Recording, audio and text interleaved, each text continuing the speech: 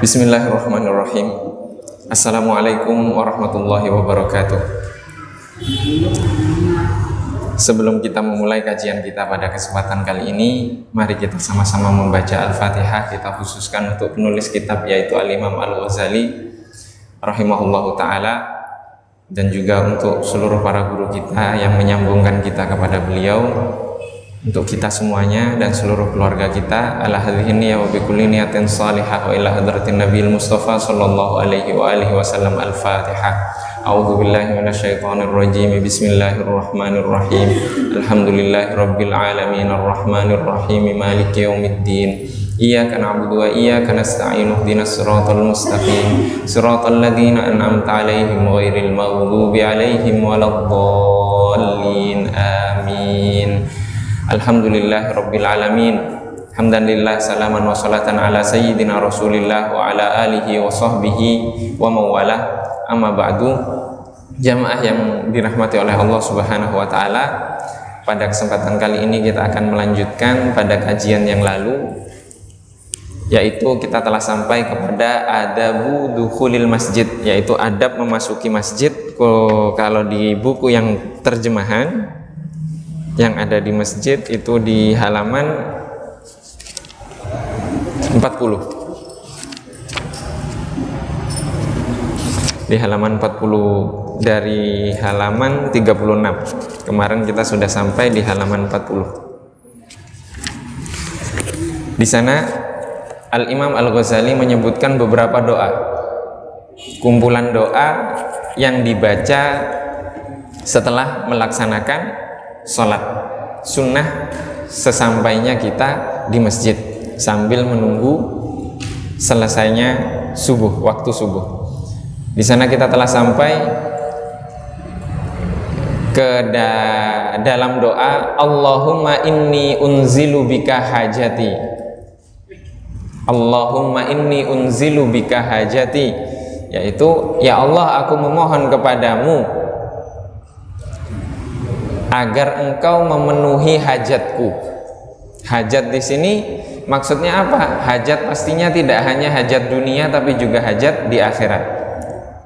Wa in dha'ufa ra'yi, meskipun akalku lemah, kan? Akalku lemah untuk mencapai hajat tersebut. Wa qasura amali, dan amal perbuatanku pun amat sangat kurang dari derajat kesempurnaan.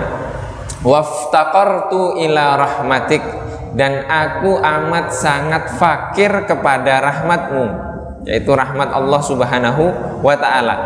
Fa as'aluka ya qadiyal umur, maka aku memohon kepadamu wahai zat yang mampu untuk memenuhi segala perkara tersebut.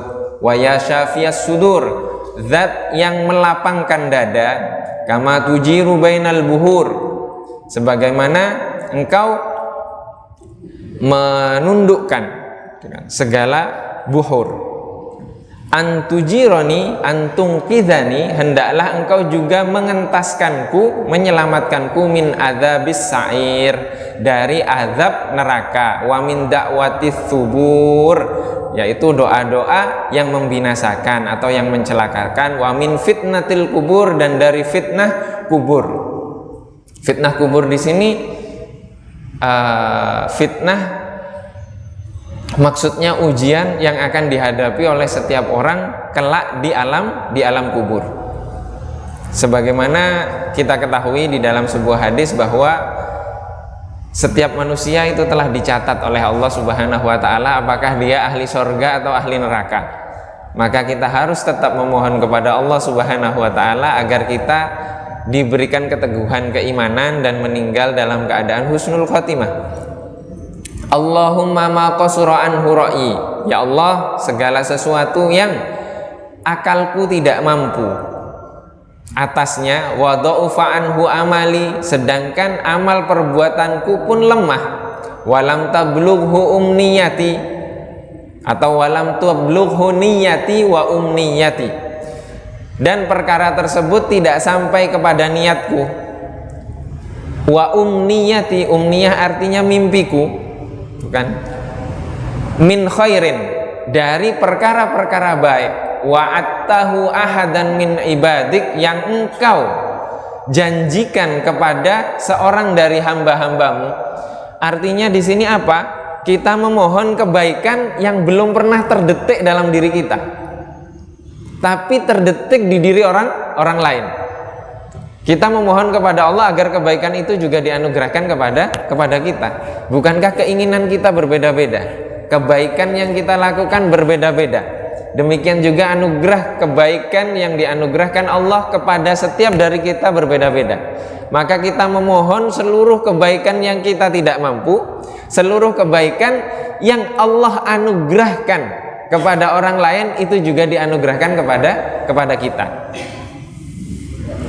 Au khairin anta mu'tihi ahadan min khalqik, atau kebaikan yang kau anugerahkan kepada seseorang dari makhlukmu, fa inni arghabu ilaika fihi, sungguh aku ingin kebaikan tersebut juga untukku, memohon kepadamu ya Allah kebaikan tersebut untukku.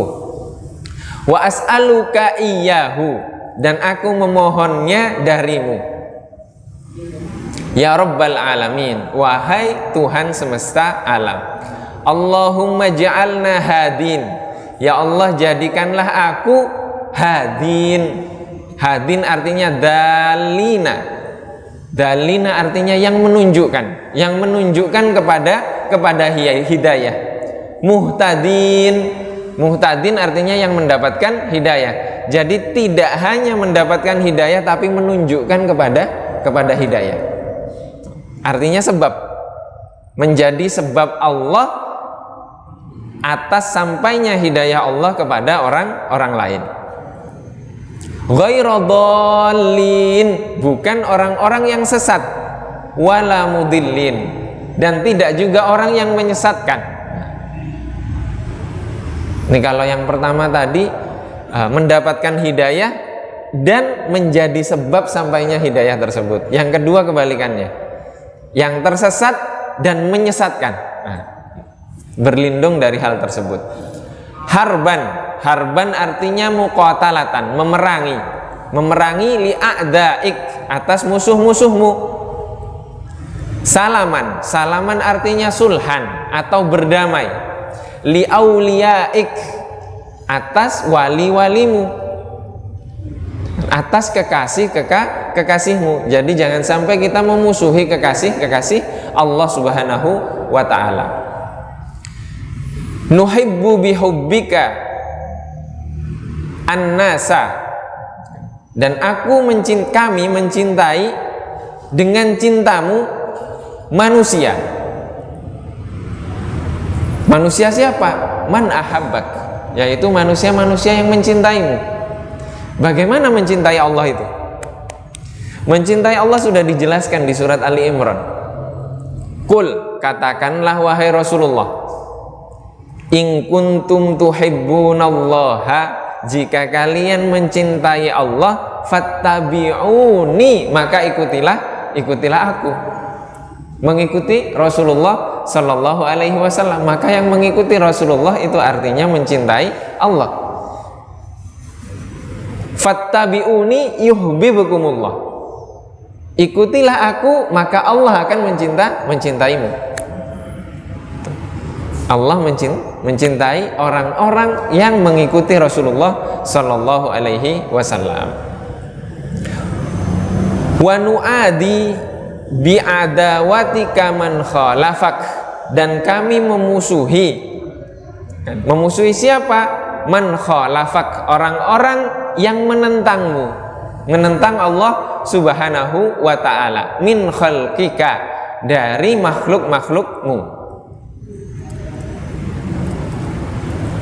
Allahumma hadzal du'a wa alaikal ijabah, ya Allah ini adalah doa yang kami panjatkan kepadamu, wa alaikal ijabah, dan hendaklah engkau ijabah doa ini, engkau kabulkan doa ini. Apakah Allah itu wajib mengabulkan doa? Wajib tidak Allah mengabulkan doa? Allah mengatakan, berfirman, ud'uni astajib lakum, berdoalah kepadaku maka aku akan mengabulkan. maka wajib tidak bagi Allah mengabulkan. Kalau wajib artinya Allah ada yang ngatur, maka segala ketetapan Allah itu Allah tidak dihisap atas itu. Maka tugas kita ketika kita berdoa itu kita memohon, hanya menghamba. Artinya apa? Karena Allah memerintahkan kepada kita, ud'uni astajib lakum, berdoalah kepadaku. Nah, berdoalah kan kata perintah, artinya kita diperintahkan untuk berdoa. Maka ketika kita berdoa, kita niatkan itu melaksanakan perintah Allah Subhanahu wa ta'ala, bukan memerintah Allah Subhanahu wa ta'ala. Kalau memerintah artinya kita yang Tuhan. Tapi kebanyakan kita memerintah Allah. Kalau Allah tidak mau kita perintah, akhirnya kita mengatakan, oh Allah tidak ada, kan seperti itu. Padahal karena kita yang bukan Tuhan memerintah Tuhan. Semestinya doa kita adalah doa sebagai seorang hamba yang melaksanakan perintah dari Tuhannya. Itu saja. Dan Allah akan mengabulkan. Allah akan mengabulkan. Wa alaikal ijabah, artinya itu adalah fadl, kemuliaan dari Allah, anugerah dari Allah Subhanahu wa ta'ala. Wa hadzal jahdu, dan inilah kemampuan kami. Wa alaikat tuklan, dan kepadamulah aku menyandarkan. Nah, ini usaha kami ya Allah, dan aku sandarkan semuanya kepadamu. Bukankah banyak setiap dari kita memiliki pengalaman-pengalaman hidup yang berbeda, yang kemudian masalah itu seakan-akan tidak selesai, tapi kemudian Allah membukakan pintu dari pintu yang tidak kita sangka-sangka. Itu banyak. Maka garis hidup kita ini berbeda, tidak semuanya sama. Tapi Al-Quran, hadis, dan Rasulullah Shallallahu Alaihi Wasallam itu satu-satunya figur yang bisa kita jadikan rujukan, jadikan suri tauladan dalam setiap garis hidup kita. Maka kesalahan kita adalah membandingkan garis hidup saya untuk saya terapkan kepada orang lain, itu tidak bisa. Itu tidak bisa. Sebagaimana saya punya sepeda motor, tapi kemudian praktek penggunaan sepeda motor itu saya paksakan kepada orang yang berjalan kaki, itu tidak bisa. Atau saya paksakan kepada orang yang naik mobil, itu tidak bisa. Maka setiap kita punya garis hidupnya masing-masing, dan panduannya adalah Al-Quran, hadis yang dicontohkan oleh Rasulullah Shallallahu Alaihi Wasallam. Wa inna lillahi wa ilaihi raji'un, yaitu sesungguhnya kami adalah milik Allah Subhanahu wa ta'ala, dan sesungguhnya kepadanya lah kami kembali. Kembali artinya di hari akhir nanti kita akan kembali kepada Allah Subhanahu wa ta'ala. Wala haula wala quwata illa billahil aliyyil azim. Tidak ada daya dan upaya, kekuatan, melainkan dengan daya dan upaya yang dianugerahkan Allah Subhanahu wa ta'ala yang maha agung. Allahumma dzal habli syadid, ya Allah, Engkau adalah zat yang memiliki tali yang kokoh. Tali yang kokoh di sini maksudnya adalah agama Islam. Agama Islam artinya agama Islam ini yang dicontohkan oleh Rasulullah Shallallahu Alaihi Wasallam. Patokannya adalah Al-Quran dan hadis, dan penerapannya telah dicontohkan oleh Rasulullah Shallallahu Alaihi Wasallam. Maka sekarang banyak sekali orang-orang yang ingin kembali kepada Al-Quran, kembali kepada hadis, tapi tidak paham Al-Quran dan tidak paham hadis. Ada yang rame yang mengatakan, ada tidak nama Bilqis itu di dalam Al-Quran? Wah, ada banyak. Ternyata setelah dicari, dia nyarinya menggunakan entah alat pencari apa, tulisannya Bilqisti. Bilqisti itu artinya dengan adil. Bukan Bilqis yang ini di kisahnya Nabi Sulaiman. Jadi karena apa? Orang yang tidak bisa bahasa Arab kemudian ingin menjelaskan Al-Quran, itu tidak bisa. Itu tidak bisa. Maka para ulama menjelaskan kepada kita semuanya adab seseorang kepada orang yang berilmu. Hendaklah dia menjaga perkataannya di hadapan orang yang berilmu. Karena apa? Kalau dia tidak menjaga perkataannya, maka dia akan ketahuan letak kebodohannya. Berbeda dengan orang yang alim, soleh, atau kekasih Allah, atau wali Allah. Maka yang harus dijaga adalah hatinya. Yang harus dijaga hatinya. Karena apa? Karena Allah Subhanahu wa ta'ala akan menguji hamba tersebut dengan hatinya, dengan hati. Maka di sini harus dijaga.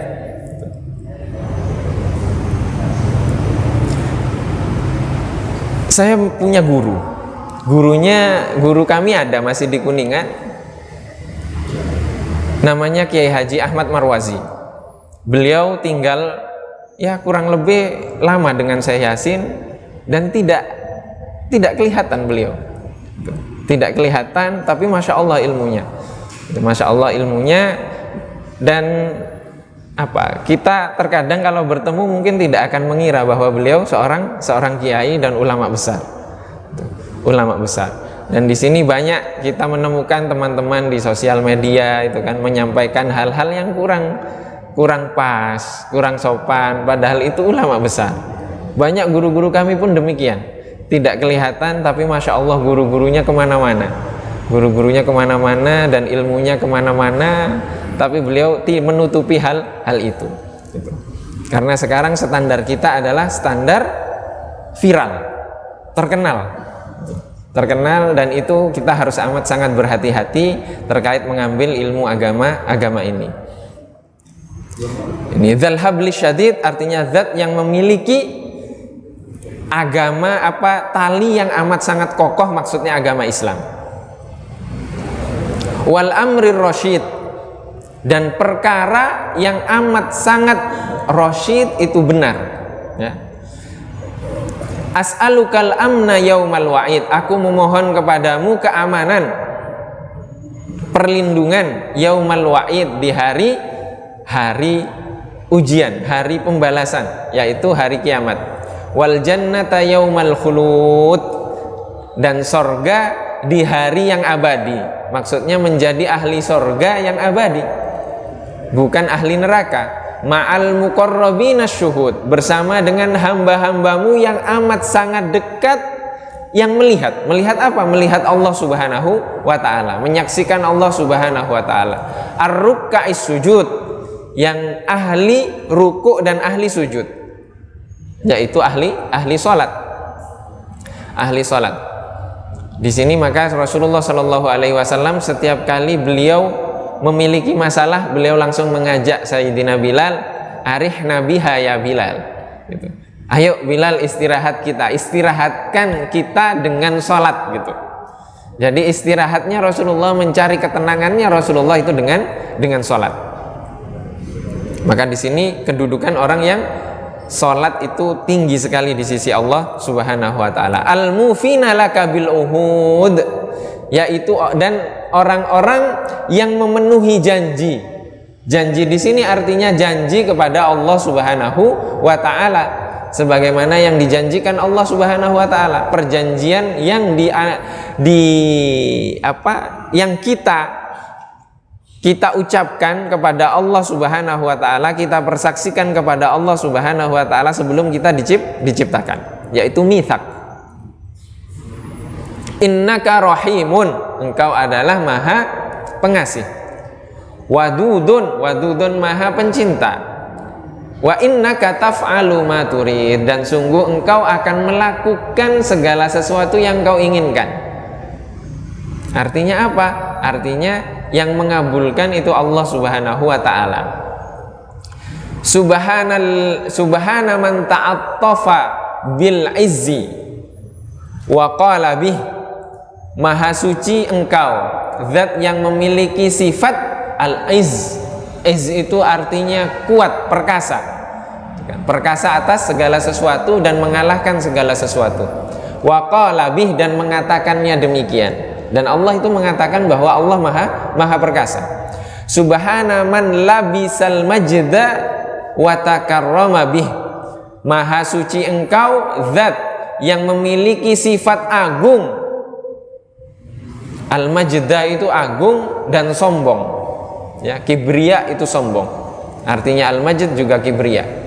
Artinya sombong. Jadi yang berhak untuk sombong hanya Allah Subhanahu wa taala. Jadi tidak boleh ada sedikit pun rasa sombong di dalam diri kita. Sudah dicontohkan, yang pertama kali sombong adalah iblis atau setan, yang diperintahkan oleh Allah untuk sujud kepada Nabi Adam tapi tidak mau. Itu penyakit sombong yang pertama kali, merasa lebih baik dari yang lain, dari Nabi Adam. Kemudian ada lagi riwayat yang mengisahkan, diriwayatkan oleh Imam Hakim, ditulis oleh Imam Asyuyuti di dalam kitab Al-Bahir fi Hukmin Nabi sallallahu alaihi wasallam bil batini wa zahir. Di sana Imam Asyuyuti mengutip dari riwayat Imam Hakim bahwa ada seseorang di masa Rasulullah sallallahu alaihi wasallam. Orang tersebut, para sahabat mengenalnya sebagai orang yang paling bertakwa, paling taat, paling zuhud, paling ahli ibadah di antara sahabat yang lainnya.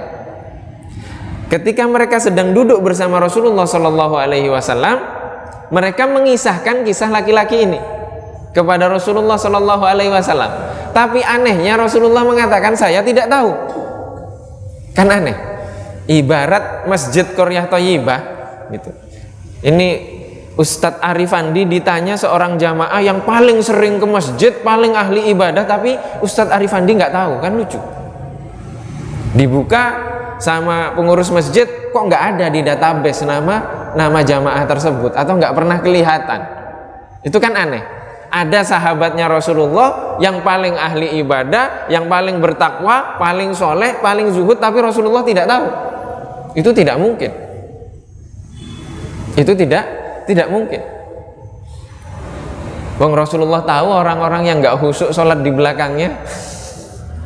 Kok bisa ada yang soleh tidak tahu? Itu tidak mungkin.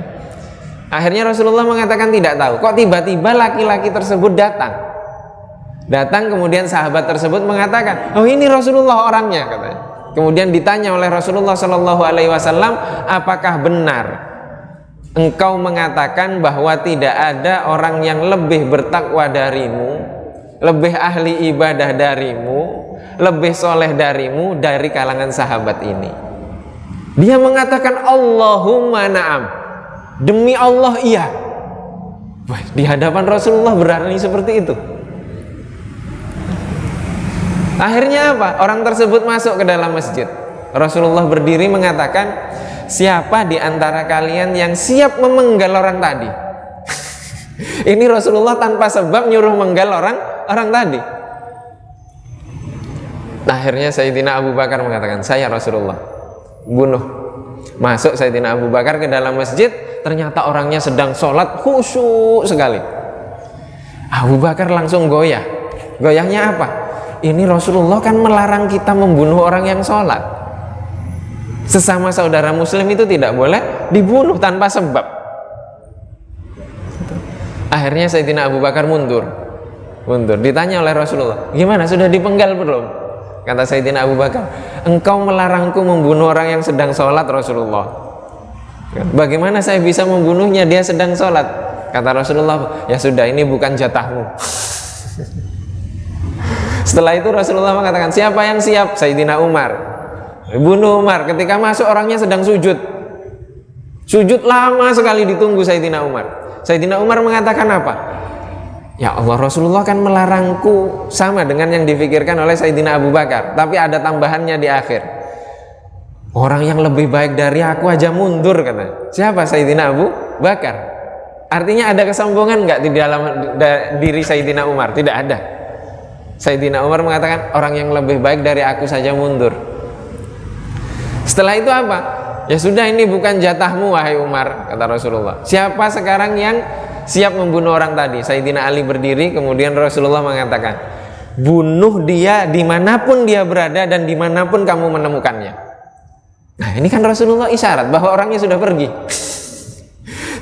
Sayyidina Ali masuk, ketika masuk dicari nggak ada. Kemudian keliling dicari bekasnya, tidak ada.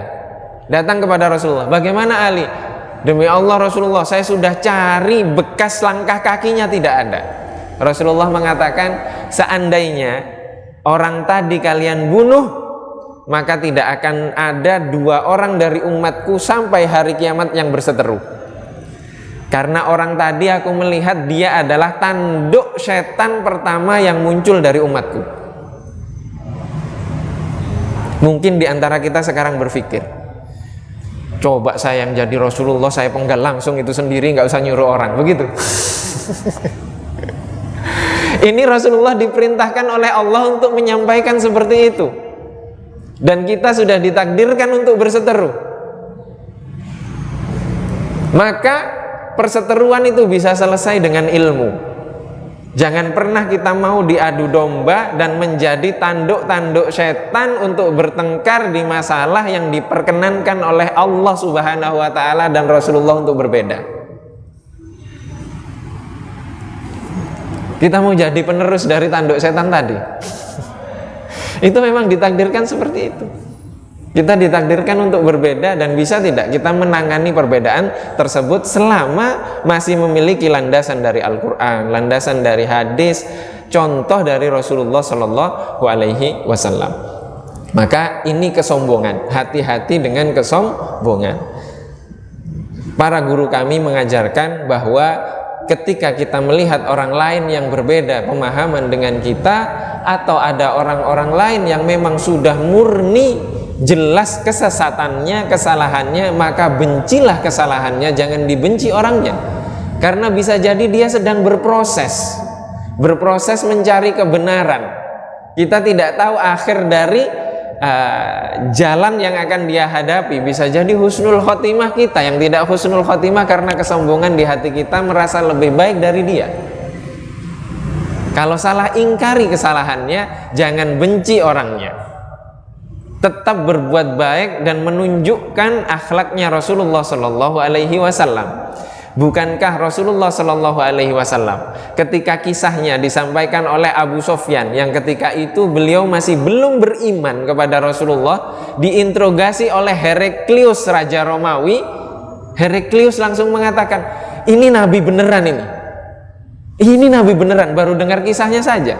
Nah, kita harus menjadikan orang-orang yang berbeda dengan kita, orang-orang yang tidak seiman dengan kita, melihat kita itu memang melihat, oh ini orang baik. Sampai nanti dia melihat kebaikan dalam diri kita, kemudian dia ingin masuk ke dalam kebaikan tersebut bersama kita. Kan enak, masuk surga bareng-bareng. Bukan masuk surga sendiri-sendiri. Ini, maka al-majd, al-kibriya, dan keagungan itu hanya milik Allah Subhanahu wa ta'ala. Wa takarrama bihi wa tafaddala wa an'ama bihi ala ibadihi. Dan keagungan Allah itu Allah anugerahkan juga kepada umatnya. Bukankah umatnya dianugerahkan kepemimpinan? Artinya sebenarnya yang memimpin itu Allah Subhanahu wa ta'ala. Nabi Adam dijadikan khalifah di muka bumi ini, dan kita pun sebagai anak cucu Adam memiliki bagian dari kekhalifahan tersebut untuk membangun bumi ini, dan itu titipan dari Allah. Bagaimana titipan dari Allah kita gunakan tidak sesuai dengan jalan Allah? Dikasih amanah, digunakan semestinya untuk umat, digunakan untuk kepentingan pribadi, itu tidak boleh. Itu artinya tidak amanah, tidak memberikan titipan tersebut, amanah tersebut kepada yang berhak. Ini dalam segala hal, termasuk di dalam keluarga, di dalam amanah mengajar, di dalam amanah kepemimpinan, kepengurusan, dan semuanya. Subhanalladzi la yanbaghi tasbihu illalah. Maha suci zat di mana tasbih di sini pensucian tidak ada selain untuknya, yaitu Allah Subhanahu wa ta'ala. Subhanadzil fadli wan ni'am. Maha suci engkau zat yang memiliki keutamaan, anugerah, wan ni'am, dan nikmat-nikmat. Subhanadzil judi wal karam. Maha suci engkau yang memberikan anugerah, pemberian, wal karam, dan memberikannya. Memberikan keanugerah tersebut kepada orang yang memintanya. Maka di sini kalau kisah nikmat itu banyak sekali. Salah satunya adalah di dalam hadis sahih dikisahkan bahwa ada seorang Yahudi yang kelak di hari kiamat dia akan dimasukkan oleh Allah Subhanahu wa taala dengan memerintahkan malaikat masukkan dia ke dalam surga karena rahmatku. Yahudi tersebut protes, enggak ya Allah, saya ingin masuk surga dengan amal perbuatanku. Kata Allah, ya sudah, dihisab. Seluruh amal perbuatannya dari dia lahir sampai meninggal tidak bisa membayar nikmat mata, nikmat penglihatan saja. Sudah habis amal perbuatannya. Akhirnya setelah itu Allah memerintahkan, sudah masukkan dia ke dalam neraka karena amal perbuatannya tidak bisa mengantarkan dia ke surga. Akhirnya Yahudi tadi mengatakan, ya sudah ya Allah, masukkan aku ke surga dengan rahmatmu. Artinya tidak bisa kita masuk surga tanpa rahmatnya Allah Subhanahu wa ta'ala. Maka bagaimana kalau kita melakukan amal perbuatan di dunia ini bukan karena Allah? Melakukan amal perbuatan caper, cari perhatian, cari dukungan, cari ini, cari itu, cari dunia, nggak bisa. Harus karena Allah, harus karena Allah Subhanahu wa ta'ala. Subhanalladzi ahsa kulla syai'in bi ilmih, yaitu maha suci engkau yang bisa menghitung semuanya dengan ilmunya. Jadi tidak ada yang luput dari ilmunya Allah Subhanahu wa ta'ala. Allahumma ja'alli nuran fi qalbi. Ya Allah, aku memohon kepadamu agar engkau menganugerahkan kepadaku cahaya di hatiku. Wa nuran fi qabri, dan cahaya di kuburku. Wa nuran fi sam'i, dan cahaya di pendengaranku. Wa nuran fi basari, dan cahaya di dalam penglihatanku, dan cahaya di rambutku, cahaya di kulitku, cahaya di dagingku, cahaya di darahku, cahaya di tulangku, cahaya di hadapanku, cahaya di belakangku, cahaya di kananku, cahaya di sebelah kiriku, cahaya di atasku, cahaya di bawahku. Allahumma zidni nuro, ya Allah tambahkanlah cahaya tersebut untukku. Wa a'tini nuro, dan anugerahkan cahaya tersebut untukku. A'zama nurin, atau di riwayat lain dikatakan wa a'zim li nuro, dan agungkan cahaya tersebut untukku. Waj'alli nuro, dan jadikanlah cahaya tersebut untukku bi rahmatika ya arhamar rahimin, dengan rahmatmu wahai zat yang maha rahim, maha pengasih. Maka di sini cahaya itu apa? Cahaya itu Al-Qur'an, cahaya itu hadis, cahaya itu Rasulullah Shallallahu Alaihi Wasallam yang dijadikan oleh Allah Subhanahu wa ta'ala sebagai bentuk hidup dari Al-Qur'an, bentuk hidup dari hadis tersebut. Maka kita tidak akan bisa memahami Al-Quran tanpa Rasulullah, tidak bisa memahami hadis tanpa Rasulullah Shallallahu Alaihi Wasallam.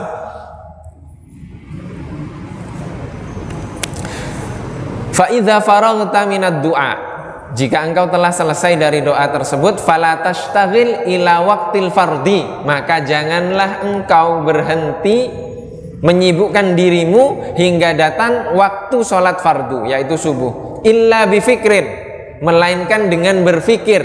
Berfikir artinya mentadabburi. Au tasbihin, atau bertasbih kepada Allah Subhanahu wa ta'ala. Au qiraati Qur'anin, atau membaca Al-Quran.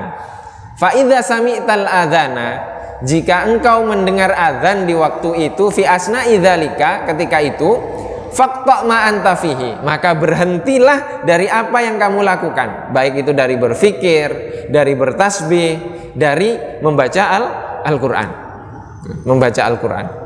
Berhenti. Washtagil bi jawabil muadzin, maka hendaklah engkau menjawab dari apa yang diucapkan oleh muadzin, orang yang mengumandangkan azan.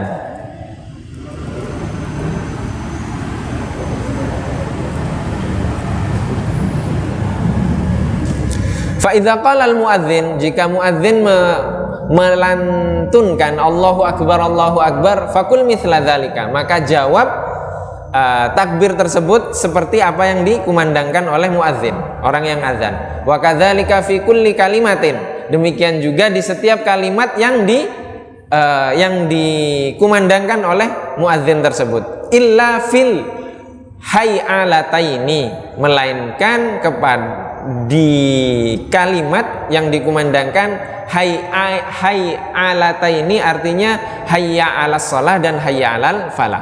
Hayya 'alas shalah dan hayya 'alal falah ini jawabannya adalah fakul, maka jawablah fihima, di dalam keduanya, la haula wala quwata illa billahil aliyyil azim, sebagaimana maklum kita ketahui. Fa idza qala, jika muadzin tersebut mengucapkan as-salatu khairum minan naum, fakul, maka jawablah sadaqata wa bararta wa ana ala dzalika minasyahidin. Engkau benar, as-salatu khairum minan naum, as-salatu khairum minan naum, ini salat lebih baik daripada tidur. Fa idza sami'tal iqamah, jika engkau mendengar iqamah, fakul misla ma yaqul, maka jawablah sebagaimana apa yang dilantunkan, illa fi qaulihi, melainkan di lantunan yang dia lantunkan, qad qamatis shalah, qad qamatis shalah. Ketika membaca qad qamatis shalah, maka jawabannya adalah fakul aqamahallah wa adamaha madamatis samawati wal ard, madamatis samawati wal ard. Allah akan menetapkannya, menjadikan sholat tersebut tetap berdiri dan dawam selamanya, selama langit dan bumi masih berdiri, masih tegak berdiri. Fa idza faraghta min jawabil muadzin, jika engkau telah selesai dari menjawab apa yang dilantunkan oleh muadzin, fakul, maka berdoalah, Allahumma inni as'aluka inda huduri sholatika. Ini doa yang khusus untuk salat subuh, azan subuh. Ya Allah, sesungguhnya aku memohon kepadamu ketika datang waktu salatmu, wa aswati du'atika, dan lantunan suara yang memanggil, mengajak kepadamu, wa idbari lailika, dan hilangnya waktu malammu, wa ikbali naharika, dan datangnya siangmu, antu'tiya, hendaklah engkau menganugerahkan, Muhammadan, ay sayyidana Muhammadan, kepada Rasulullah sallallahu alaihi wasallam, al-wasilah. Al-wasilah di sini adalah kedudukan derajat tertinggi di sorga. Wasilah itu nama derajat yang paling tinggi di sorga, dan itu hanya untuk Nabi Muhammad sallallahu alaihi wasallam. Coba, Nabi Muhammad sudah dapat bocoran untuk tinggal di derajat surga yang paling tinggi, al-wasilah, tapi sholatnya kakinya sampai bengkak. Kok ada sekarang orang-orang yang katanya sudah sampai kepada Allah, sudah sampai kepada ma'rifat, terus nggak sholat? Itu dari mana contohnya? Itu contohnya dari mana? Itu tidak bisa. Contoh yang paling sempurna Rasulullah. Contoh yang sempurna Rasulullah sallallahu alaihi wasallam. Wal fadilata wad darajatar rafi'ah, dan keutamaan wad darajah ar-rafi'ah, dan derajat yang paling tinggi. Wa ba'athul maqamal mahmuda, dan bangkitkanlah dia dalam kedudukan yang paling mulia. Alladzi wa'adtahu, sebagaimana yang kau janjikan. Innaka la tukhliful mi'ad, sungguh kau adalah zat yang tidak mengingkari janji. Ya arhamar rahimin, wahai zat yang maha pengasih. Ini adalah doanya. Kemudian fa idza sami'tal adzan, dan jika engkau mendengar adzan, wa anta fis shalah, sedangkan engkau dalam keadaan salat, fatammimis shalah, maka sempurnakan salat tersebut. Summa tudarikil jawaba ba'da salami ala wajhihi, kemudian setelah engkau selesai salat, maka jawablah adzan itu. Jadi kalau apa itu, puasa boleh dikodok nggak? Boleh dikodok. Masa jawab adzan nggak boleh dikodok? Artinya boleh. Adzannya sudah selesai, kita belum jawab aja dari awal. Allahu akbar, Allahu akbar, Allahu akbar, Allahu akbar. Demikian terus sampai akhir. Artinya boleh menjawab setelah selesai salat. Fa idza ahramal imamu bil fardi, jika imam telah melakukan takbiratul ihram untuk salat yang wajib, yaitu salat subuh, salat zuhur, dan seterusnya, fala tashtagil illa bil iqtida'i bihi, maka janganlah engkau menyibukkan dirimu melainkan dengan mengikuti apa yang dilakukan oleh imam. Wasallil fardha kama sayutla 'alaika fi kaifiyatis sholati wa adabiha. Maka sholatlah engkau fardu sebagaimana yang nanti akan kami jelaskan untukmu tata caranya. Maka di sini juga dijelaskan bagaimana ketika qomat sudah dikumandangkan kemudian kita sholat, masih sholat sunnah. Apakah kita sempurnakan atau langsung dibatalkan? Kalau kita akan ketinggalan satu rakaat, batalkan tidak apa-apa. Misalkan baru takbir, sudah qomat, maka batalkan. Cara membatalkannya, sholat itu dimulai dengan takbir dan ditutup dengan salam. Artinya setelah takbir kemudian qomat, kita langsung batal gitu. Enggak, salam. Langsung salam. Assalamualaikum. Assalamualaikum. Artinya membatalkan sholat tersebut dengan salam. Bukan kemudian setelah takbir kita qomat, jalan aja. Artinya masih sholat loh dia. Dibatalkan dengan salam. Membatalkan sholat itu dengan salam. Kemudian kalau masih memungkinkan untuk menyelesaikan, misalkan sudah rukuk dari rakaat yang terakhir kemudian qomat, selesaikan karena masih bisa ngikut imam dan kita tidak tertinggal dengan imam. Selesaikan.